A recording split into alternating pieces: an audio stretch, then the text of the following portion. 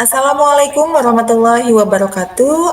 Kami calon guru penggerak Angkatan 8 Kabupaten Subang akan melakukan demonstrasi kontekstual untuk modul 2.3, coaching dalam supervisi akademik, terdiri dari pengamat atau observer, coach, dan juga coachee.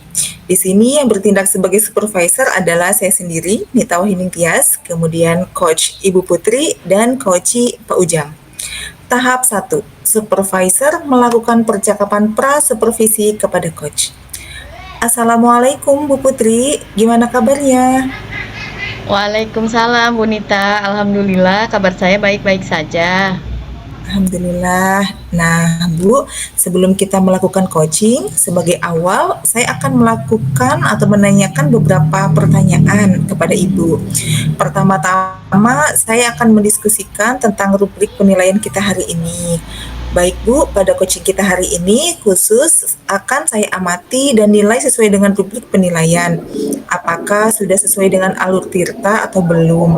Kemudian bagaimana Ibu memberikan pertanyaan berbobot kepada coachee dan juga bagaimana coachee tersebut menilai atau merespon pertanyaan dari coachnya. Jangan lupa juga disesuaikan dengan prinsip coaching ya, diantaranya kemitraan, berproses kreatif, dan memaksimalkan potensi. Baik, pertanyaan pertama yang akan saya tanyakan kepada Ibu adalah kompetensi apa yang akan Ibu kembangkan pada coaching kali ini? Potensi yang ingin saya kembangkan yaitu yang pertama mendengarkan aktif dan memberikan pertanyaan yang berbeda, yang berbobot pertanyaannya. Oke, baik. Pertanyaan kedua nih Bu, kompetensi mana yang ingin Ibu kembangkan secara spesifik yang ingin diobservasi? Kompetensi yang ingin saya kembangkan yaitu mendengarkan aktif dan memberikan pertanyaan-pertanyaan yang berbeda. Oke, indikator yang bagaimana yang diinginkan oleh Ibu? Dalam proses coaching kali ini, saya ingin coachee bisa menemukan solusi dari permasalahannya atau menemukan langkah-langkah dalam mengatasi permasalahannya.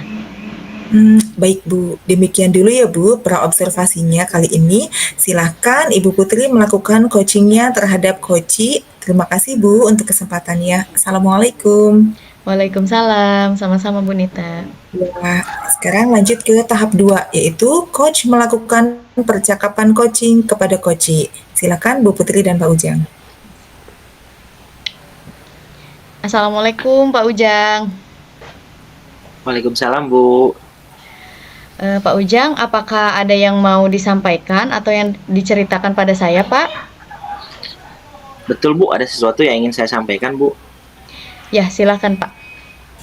Begini Bu, terkait saya memiliki murid yang kurang disiplin ya Bu ya, seperti masuk kelas terlambat ketika di jam pertama, ada murid yang tidak hadir tanpa keterangan, dan ada juga murid yang terlambat mengumpulkan tugas Bu. Oh, begitu. Lalu apakah tujuan yang ingin dicapai Pak? Saya ingin mendapatkan solusi bagaimana caranya menghadapi murid yang kurang disiplin tersebut Bu, seperti masuk kelas terlambat pada jam pertama, terus murid yang tanpa keterangan, dan murid yang terlambat melakukan tugas, supaya pembelajaran di kelas itu berjalan lancar dan kondusif. Baik Pak. Apakah yang menjadi penyebab murid tersebut sering terlambat masuk ke kelas Pak? Terus ada yang tidak hadir tanpa keterangan dan ada yang sering terlambat mengumpulkan tugas. Itu kira-kira penyebabnya apa ya Pak? Kemungkinan besar Bu, anak itu tidak sarapan Bu di rumahnya. Karena setelah pelaksanaan apel pagi itu anak langsung berhamburan Bu, berlari menuju kantin. Dan saya suka iseng tanya ke temannya, apakah kalian sudah sarapan? Dan mereka menjawabnya belum Bu. Berarti mereka belum sarapan dari rumahnya. Sedangkan kantin yang dimiliki oleh sekolah itu mungkin hal untuk melayani semua siswa itu tidak bisa mencukupi ya Bu ya. Iya. Dan jika dilihat dari latar belakang keluarga, di mana orang tuanya itu banyak yang tidak lengkap Bu, misalkan cerai ya orang tuanya, mungkin pasti mata anak pun jadi terganggu Bu.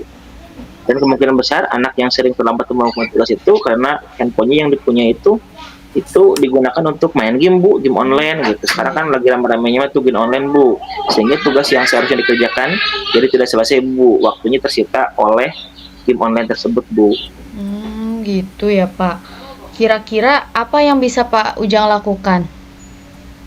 Saya mungkin selaku guru mata pelajaran Bu ya, akan berkoordinasi dengan wali kelas, akan melakukan panggilan kepada murid tersebut dengan pendampingan guru BK Bu. Dalam pemanggilan tersebut akan dilakukan proses segitiga restitusi dengan langkah-langkah seperti menstabilkan identitas, validasi tindakan yang salah, dan menanyakan keyakinan kelas Bu yang sudah dibuat. Bagus sekali rencananya, Pak. Jika demikian, apakah ada kemungkinan murid akan memahaminya, Pak? Insya Allah Bu, ada kemungkinan murid bisa memahaminya dan merubah perilakunya Bu. Wah, ide yang bagus itu berarti, Pak. Saya setuju. Lalu apa rencana yang akan Bapak lakukan? Yang pertama itu rencana pertama adalah menentukan waktu yang tepat ya Bu ya dengan wali kelas dan guru BK untuk memanggil murid tersebut. Setelah itu saya dan wali kelas, guru BK itu melakukan segitiga restitusi kepada murid tersebut Bu. Luar biasa. Kapan Bapak akan merealisasikan rencana tersebut? Secepatnya Bu, saya akan berkoordinasi dengan wali kelas dan guru BK. Rencana aksi sekitar ya pekan depan lah Bu. Lalu komitmen apa yang Pak Ujang buat untuk melakukan rencana tersebut, Pak? Saya berkomitmen untuk melakukan pendekatan personal Bu dan melakukan segitiga restitusi secara optimal kepada murid tersebut sehingga bisa mencari solusi terbaik dari masalah yang ada. Selain itu, saya ingin meminta jadwal konseling anak tersebut bersama BK setiap pekan Bu. Oh, bagus sekali rencananya ya, Pak. Mudah-mudahan semuanya bisa berjalan lancar sesuai harapan Bapak. Semoga semua rencana-rencana Bapak terlaksana dengan baik. Amin. Terima kasih Ibu. Sama-sama, Pak. Baik, sekarang tahap 3 yaitu supervisor melakukan percakapan pasca observasi kepada coach. Assalamualaikum Bu Putri. Waalaikumsalam, Bu Nita. Nah, tadi sudah ya melakukan coaching dengan Pak Ujang. Iya Bu, alhamdulillah sudah selesai. Ya, apa saja yang sudah Ibu lakukan pada saat melakukan coaching terkait indikator ketercapaian yang diinginkan di coaching ini? Saya ingin melakukan coaching dengan alur Tirta, kemudian dengan alur Tirta yaitu menanyakan tujuan, identifikasi, rencana aksi, dan tanggung jawab, sehingga alur tersebut itu bisa menggali koci untuk menceritakan permasalahan dan menemukan solusi-solusi. Baik Bu, menurut saya sebagai pengamat menilai proses coaching tadi Bu Putri dan Pak Ujang sudah berjalan dengan baik dan juga proses alurnya juga sudah sesuai dengan alur Tirta. Bu Putri juga sudah mencoba menggali dengan berbagai pertanyaan-pertanyaan kepada Pak Ujang sehingga Pak Ujang bisa menemukan solusi dari permasalahannya. Dan coaching tadi juga sudah dilakukan sesuai dengan prinsip coaching. Pertanyaan terakhir nih untuk Ibu sebelum kita tutup yaitu kompetensi apa lagi yang ingin dikembangkan berdasarkan hasil melakukan coaching yang barusan? Kompetensi yang ingin saya lakukan yaitu saya ingin lebih baik lagi dalam melakukan coaching dan ingin lebih memahami lagi alur Tirta. Betul. Iya Bu, bagus sekali harapannya. Semoga kedepannya kita bisa melakukan coaching dengan lebih baik lagi ya Bu. Amin. Ya, baiklah demikian demonstrasi kontekstual yang kami lakukan. Semoga bermanfaat dan dapat menginspirasi. Terima kasih.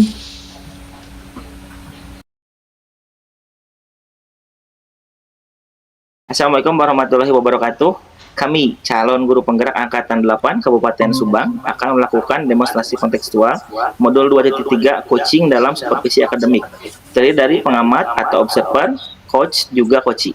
Supervisor adalah Ujang Warlan dari SMKN 1 Dauan, coach adalah Bu Nita dari SMPN 1 Puradadi, coachee adalah Bu Putri dari SMPN 1 Pamanukan. Kita yang pertama itu melaksanakan pra-supervisi.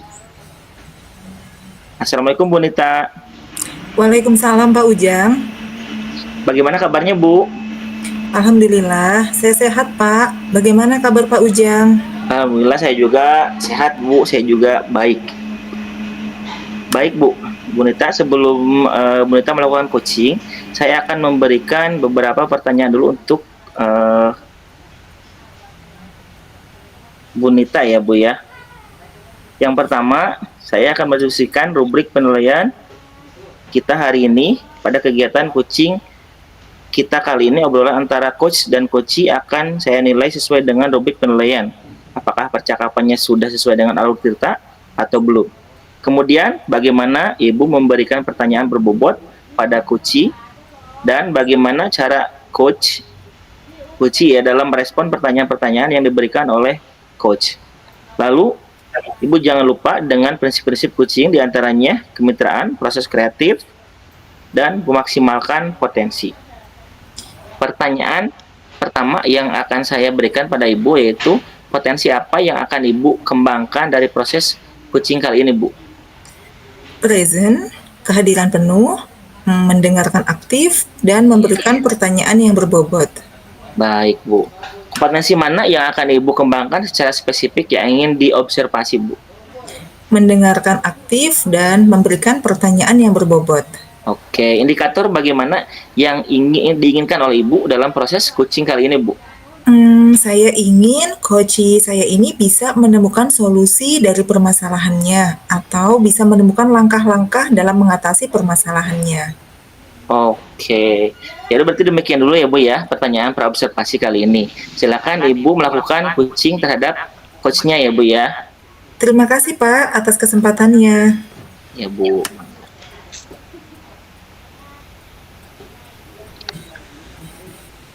Assalamualaikum Bu Nita. Waalaikumsalam Bu Putri. Apa kabar Bu Putri? Apakah Bu Putri sedang baik-baik saja? Alhamdulillah Bu Nita, kabar saya baik. Ya walaupun sebenarnya hati saya sedang kurang baik, sedang sedikit was-was saja. Bu Nita sendiri bagaimana kabarnya? Baik-baik saja kah Bu? Alhamdulillah Bu, kabar saya sangat baik sekali. Oh iya, Bu Putri ada apa ya? Katanya mau ada yang Bu Putri bicarakan dengan saya. Katanya mau curhat gitu. Ada masalah apa ya Bu? Iya Bu, saya sedang ingin bercerita dengan Ibu tentang permasalahan yang sedang saya hadapi Bu. Tapi sebenarnya bukan permasalahan besar sih. Tapi permasalahan ini membuat saya jadi tidak tenang, terus was-was terus gitu Bu. Begitu. Kalau boleh tahu, permasalahan yang sedang Bu Putri alami apa ya Bu? Sehingga membuat Bu Putri sampai merasa tidak tenang dan was-was. Begini Bu, kemarin kan saya ngajar di kelas 10.1 pelajaran biologi. Nah, kebetulan kelas 10.1 itu anak didik saya Bu, saya wali kelasnya. Kemudian di pembelajaran saya kemarin, saya mencoba membagi kelompok di kelas tersebut. Terus saya meminta untuk berdiskusi tugasnya itu. Tapi ternyata setelah saya lihat selama diskusi itu, anak-anak itu justru yang aktif dalam kelompok itu hanya 2 kelompok. Nah, yang 4 kelompok itu malah kurang aktif, terus banyak melamun gitu. Pada akhirnya mereka tuh diskusinya kurang begitu baik gitu Bu. Malah yang 4 kelompok itu hanya pasif aja, hanya diam saja gitu tah. Jadi itu bikin saya gimana ya? Kok jadi nggak tenang gitu ta Bu ngelihatnya tuh.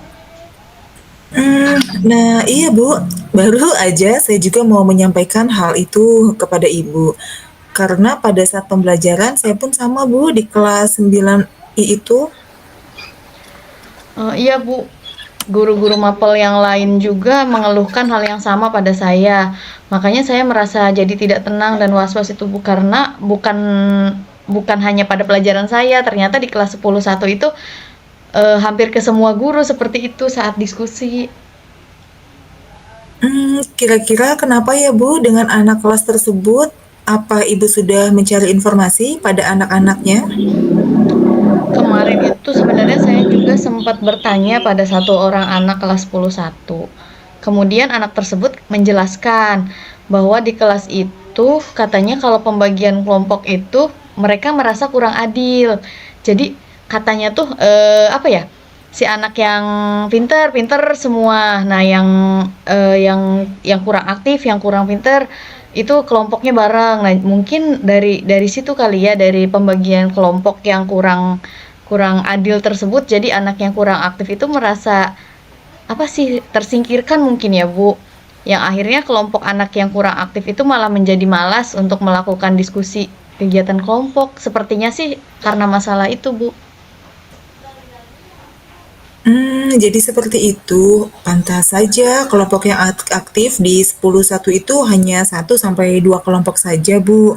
Ternyata memang pembagian kelompoknya terasa kurang adil untuk yang lain ya.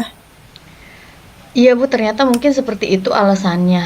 Makanya yang aktif itu hanya 1 sampai 2 kelompok saja, karena mungkin emang anaknya yang di kelompok 1 dan 2 anak-anak aktif, sedangkan yang kelompok 3 sampai 6 mungkin anak-anak yang kurang aktif gitu, sepertinya. Lalu apa yang ingin Ibu peroleh dari hasil coaching dengan saya hari ini, Bu? Nah, saya itu ingin mendapatkan masukan dan saran-saran yang membangun dari Bu Nita untuk permasalahan saya yang satu ini, Bu. Saya ingin memperbaiki teknik pembuatan kelompok dan teknik diskusi untuk kelas 10-1, terutama untuk pelajaran saya dulu gitu, Bu. Nah, saya ingin ngobrol dengan Bu Nita supaya saya dapat masukan dari Bu Nita gitu. Menurut Bu Putri, teknik pembuatan kelompok dan teknik diskusi yang seperti apa yang kira-kiranya cocok untuk kelas 10-1 itu? Kemarin itu saya sempat membayangkan dan memikirkan akan mencoba membagi kelompok, apa ya, menjadi kelompok-kelompok kecil mungkin ya, yang heterogen, dengan mencoba menyisipkan anak-anak yang pandai pada masing-masing kelompok tersebut. Karena selama ini biasanya pengelompokan itu kan bebas ya Bu, anak-anak yang membuat, tergantung kemauan siswa. Nah mungkin sehingga pendistribusian kemampuannya itu jadi tidak adil gitu. Nah dengan adanya siswa yang aktif di masing-masing kelompoknya mungkin bisa bisa menjadi apa ya, jadi balance gitu ya.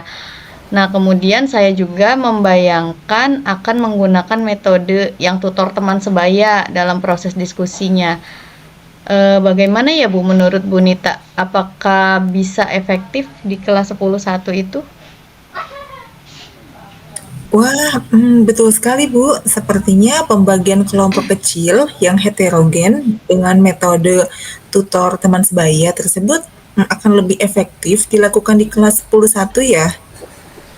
Iya Bu, saya juga membayangkan cara tersebut akan lebih efektif karena pembelajarannya bisa lebih meningkatkan hubungan yang lebih dekat dengan dan akrab juga dengan teman-teman yang lainnya, terus bisa meningkatkan rasa tanggung jawab dan kepercayaan diri bagi siswa yang tadinya kurang aktif gitu karena diajak dan di apa ya, dibimbing oleh rekan sejawatnya gitu kan.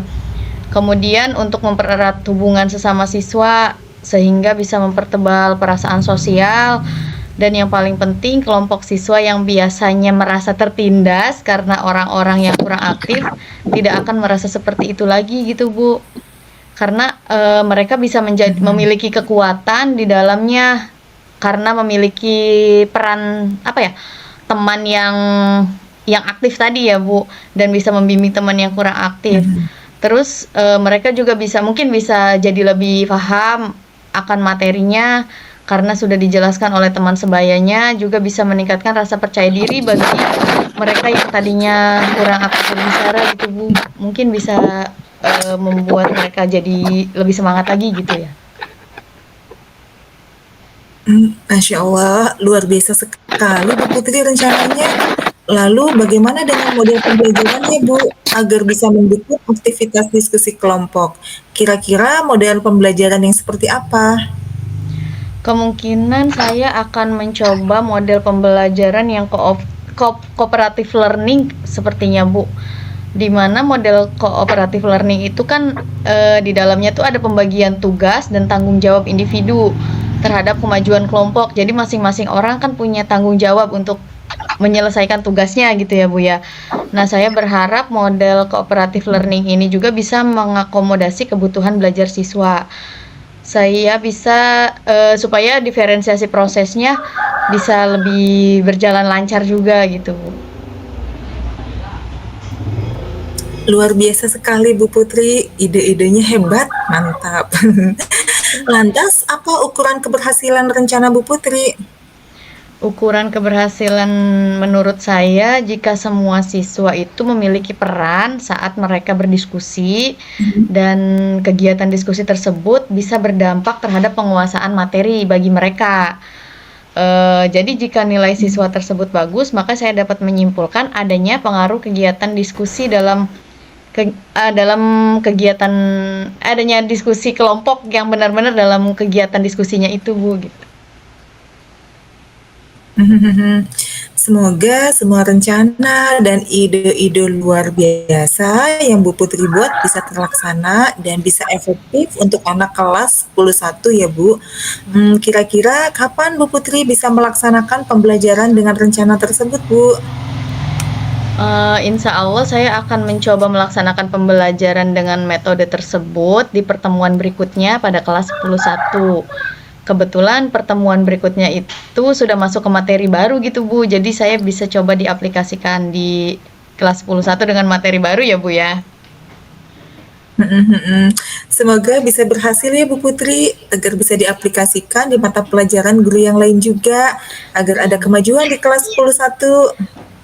Amin, terima kasih ya Bu Nita sudah mendengarkan keluh kesah saya, juga telah mensupport saya serta memberikan masukan-masukan yang sangat berharga untuk saya sehingga saya bisa kembali bersemangat dalam melaksanakan pembelajaran di kelas. Sama-sama Bu Putri, tetap semangat ya. Siap, sekali lagi terima kasih ya Bu. Saya mau ke ruang guru dulu ya Bu. Assalamualaikum. Waalaikumsalam. Oke. Assalamualaikum Bu Nita. Waalaikumsalam Pak Ujang. Oke, Bu Nita tadi sudah melakukan coaching ya dengan Bu Putri. Iya, sudah Pak, Alhamdulillah. Sebelum penutupan, saya akan memberikan beberapa pertanyaan kepada Ibu ya Bu.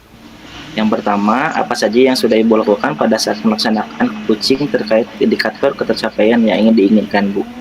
Di coaching ini saya sudah melakukan coaching dengan alur Tirta dengan menanyakan tujuan, mengidentifikasi, menanyakan rencana aksi, juga menanyakan tanggung jawab.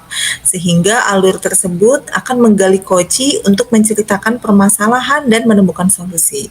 Oke, baik Bu. Menurut saya sebagai observer ya Bu, tadi coaching antara Bu Nita dengan Bu Putri itu sudah berjalan dengan baik dan proses alur cerita itu sudah juga terlewati dengan baik ya Bu ya. Dan Bu Nita sudah berusaha menggali potensi dengan pertanyaan-pertanyaan kepada Bu Putri sehingga Bu Putri bisa menemukan solusi dari permasalahannya. Lalu coaching tadi juga sudah berjalan sesuai dengan prinsip coaching ya Bu ya. Pertanyaan terakhir nih Bu ya. Sebelum kita menutup pembicaraan hari ini, potensi apa lagi yang ingin dikembangkan berdasarkan hasil melakukan coaching yang Ibu barusan lakukan? Kompetensi yang ingin saya kembangkan yaitu saya ingin lebih memahami lagi proses Tirta sehingga saya bisa melakukan proses coaching dengan lebih baik lagi. Oke, baik. Itu saja ya Bu ya. Semoga kedepannya kita bisa melakukan proses coaching dengan lebih baik lagi. Demikian observasi kita hari ini. Semoga bermanfaat bagi kita semua. Saya tutup. Waalaikumsalam warahmatullahi wabarakatuh Bu. Waalaikumsalam. Terima kasih Pak Ujang. Sama-sama Bu.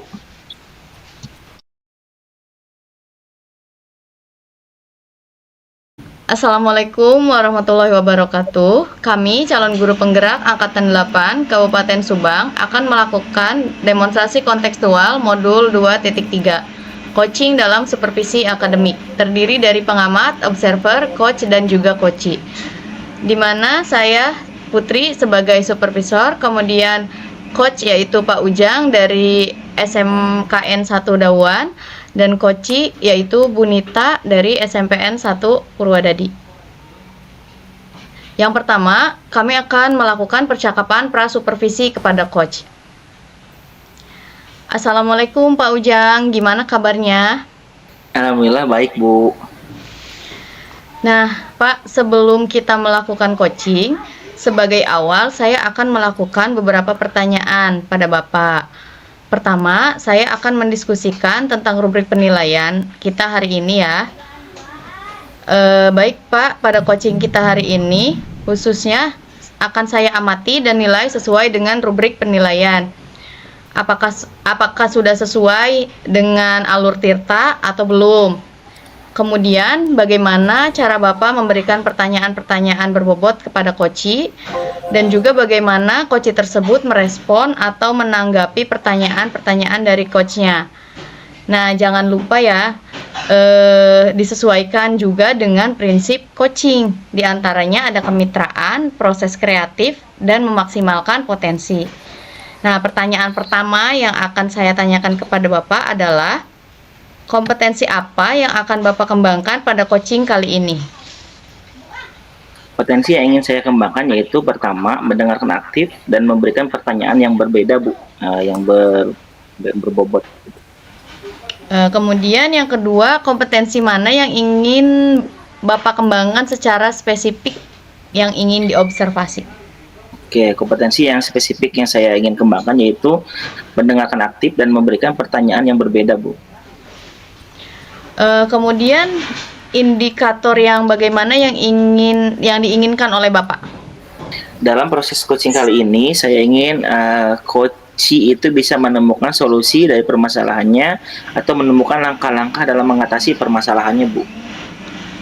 Baik, demikian dulu ya Pak. Pertanyaan praobservasinya kali ini. Silahkan Bapak melakukan coachingnya terhadap coach. Terima kasih ya Pak atas kesempatannya. Assalamualaikum. Baik, Ibu. Waalaikumsalam warahmatullahi wabarakatuh.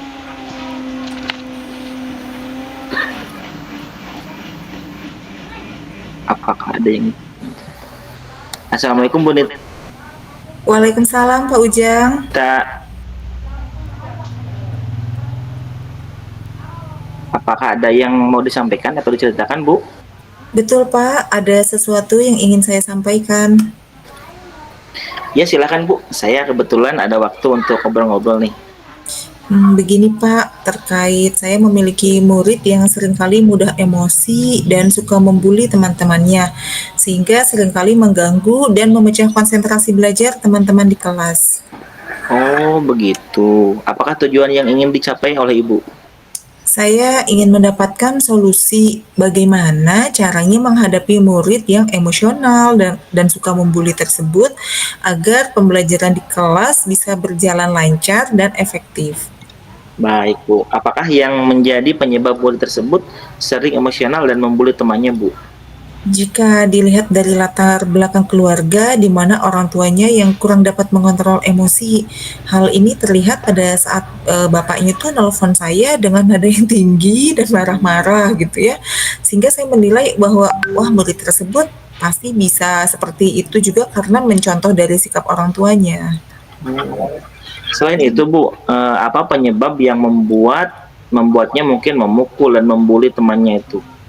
Untuk kasus pemukulan yang terakhir itu disebabkan karena murid tersebut memaksa temannya untuk menceklis daftar sholat. Padahal menurut temannya anak tersebut tidak sholat gitu ya. Kalau seringnya membuli sih disebabkan oleh iseng aja katanya Pak gitu. Pengen bercanda, tapi ya kalau dibully lagi dia bakal sikap kasar kayak mukul, nendang. Nah kalau diaduin ke guru, si anak tersebut nangis dan seolah-olah dia yang jadi korban, jadi kayak playing victim gitu Pak. Oke Bu, kira-kira apa yang bisa Ibu lakukan tuh Bu? Mungkin saya selaku wali kelas akan melakukan panggilan kepada murid tersebut dengan didampingi oleh guru BK.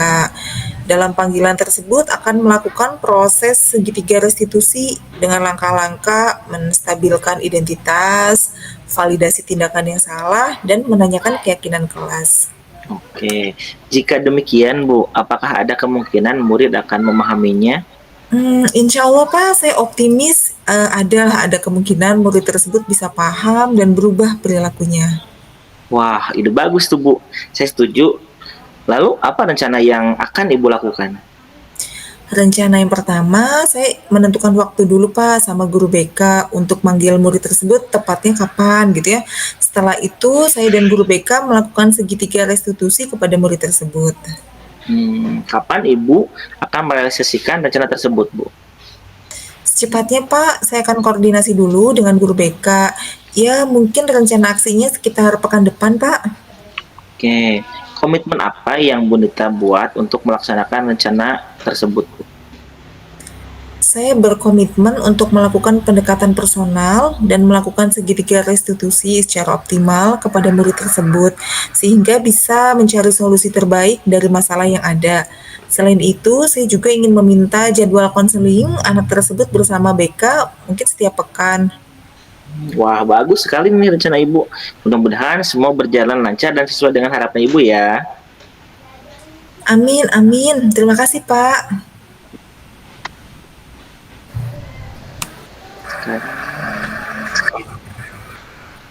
Bu Putri.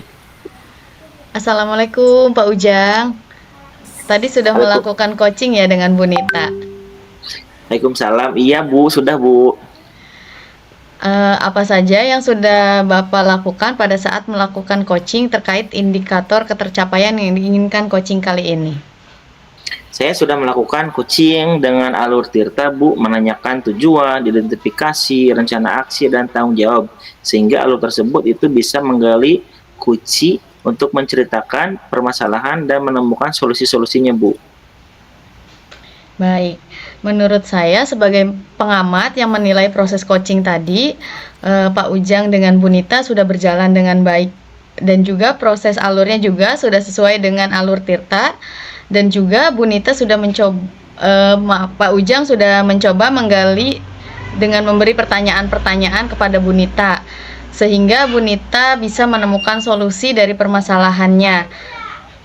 Terus coaching tadi juga sudah dilakukan sesuai dengan prinsip coaching. Nah, pertanyaan terakhir ya Pak, sebelum kita tutup, yaitu kompetensi apa lagi yang ingin dikembangkan berdasarkan hasil melakukan coaching yang barusan Bapak lakukan? Oke, potensi yang ingin saya lakukan yaitu mungkin mampu lebih baik lagi dalam melakukan coaching, Bu. Iya. Baik Pak, semoga kedepannya kita bisa melakukan coaching dengan lebih baik lagi ya Pak. Amin, amin. Ya, terima kasih Pak. Assalamualaikum. Waalaikumsalam warahmatullahi wabarakatuh. Demikian demonstrasi kontekstual yang kami lakukan. Semoga bermanfaat dan dapat menginspirasi bagi semuanya. Terima kasih. Assalamualaikum warahmatullahi wabarakatuh.